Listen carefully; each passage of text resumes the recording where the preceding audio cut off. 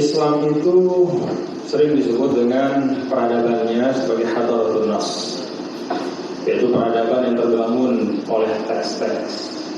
Dan teks yang paling membentuk peradaban Islam adalah Al-Quran.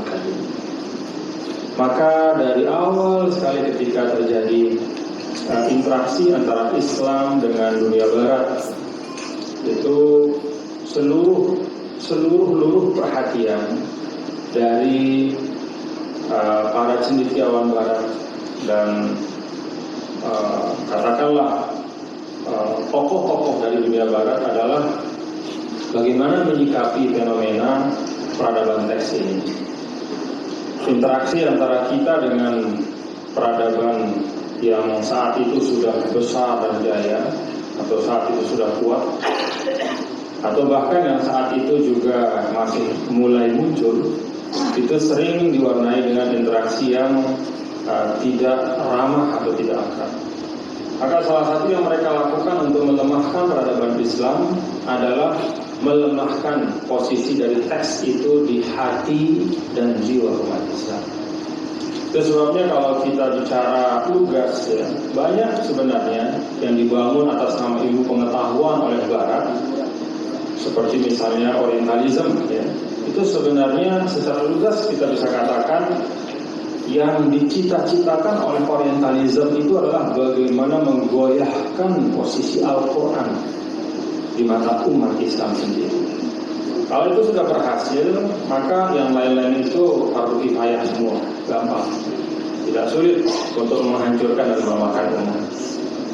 Itu sebabnya saya adalah satu dari banyak dan mungkin kita semua yang meyakini bahwa kekuatan umat itu adalah pada kitab suci Al-Quran. Nah, pertanyaannya adalah apa yang mesti kita lakukan sekarang untuk memastikan atau mengikhtiarkan kita sebagai generasi yang sekarang. Mudah-mudahan kita sepakat bahwa harus ada yang kita kerjakan. Nah, seminar ini mengajak kita untuk mencoba meletakkan fungsi dari perguruan tinggi dalam mengokohkan hadaratul nas. Nah, saya berpandangan tadi Al-Mukarram guru-guru kita sudah menyampaikan hal-hal yang utuh tentang betapa kayanya khazanah Al-Quran itu. Kaya yang tidak harus menjauhkan kita, tapi mestinya menyemangati kita untuk menggali dan mengeksplorasinya. Ma'inun la yandab, kata baginda Rasulullah Shallallahu Alaihi Wasallam, mata air yang tidak pernah surut apalagi kering. Saya ingin spesifik saja atau langsung ya, kepada kita di NTB. Nah, karena ini yang menginisiasi adalah IAIN, maka saya bertanya kepada IAIN, beranikah Anda, IAIN Mataram, menjadikan IAIN ini ikonnya adalah Jamiatul Quran. Ini adalah Universitas Al-Quran. Berani nggak?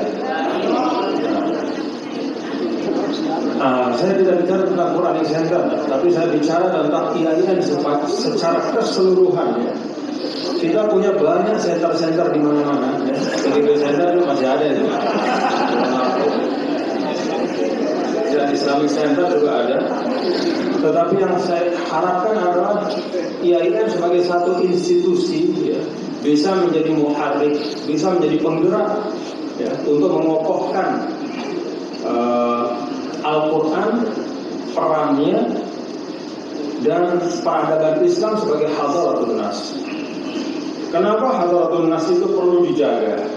Karena kalau kita melihat kronologi dari hadirnya ungkapan hadaratul nas, itu lahir dari sebenarnya dari kelompok-kelompok yang sinis terhadap Al-Quran, terhadap hadis Rasulullah SAW, dan terhadap peradaban Islam klasik.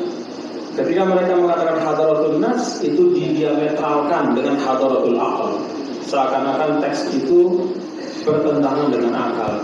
Padahal Islam tidak seperti itu. Di dalam teks-teks yang ada dalam Islam, itu sepenuh-penuhnya mengandung penghormatan terhadap akal dan semua keistimewaan akal yang diberikan oleh Allah Subhanahu wa Ta'ala. Maka yang saya harap dari IAIN, pertama, Declare-lah YIN sebagai Jamiatul Quran. Berani nggak? Mudah-mudahan berani. Nah, untuk itu maka ada beberapa hal yang menurut saya perlu betul dengan kerendahan hati, dengan kesepakatan lapang dada semua para pemangku amanah YIN untuk menyepakatinya. Pertama, pastikan apa visi YIN itu. Apakah YIN ini hanya menjadi sekedar just another Islamic University, ataukah dia menjadi Jami'atun Islamiyatun Mutamayyizah?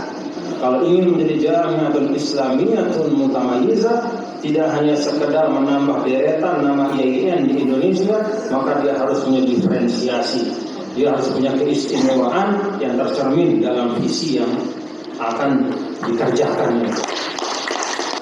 Kita arahkan YIN ini bahwa visinya adalah visi Quran, bahwa pemikiran-pemikiran yang ada yang kita fasilitasi dan kita kembangkan adalah yang mengokohkan iman, yang menyehatkan akal, yang membangun peradaban. Dan itu banyak dalam khazanah kita. Jangan sampai Anda YIN ketika belajar tentang ilmu ijtima' sosiologi, dia lebih khatam tentang teori Althusser dibanding misalnya Ibnu Khaldun. Padahal Ibnu Khaldun itu adalah bapak dari sosiologi. Jadi marilah kita pastikan visi apa YIN ini. Kalau memang kita bentuk visi YIN ini sebagai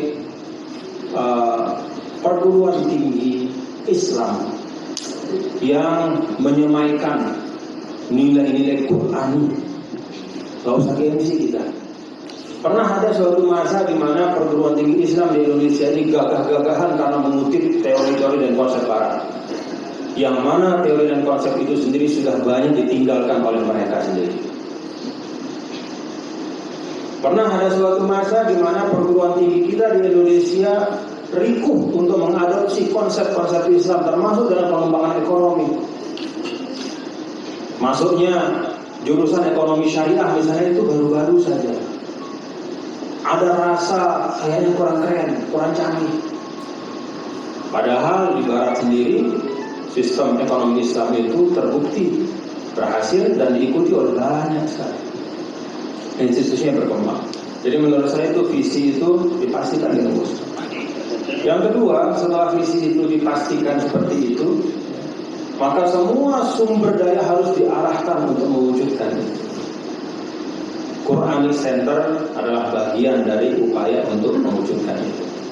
Maka kalau Quranic Center itu berada dalam satu sektor kecil dari semua program besar yang merupakan perwujudan dari visi itu, disitulah Quranic Center itu akan maksimal.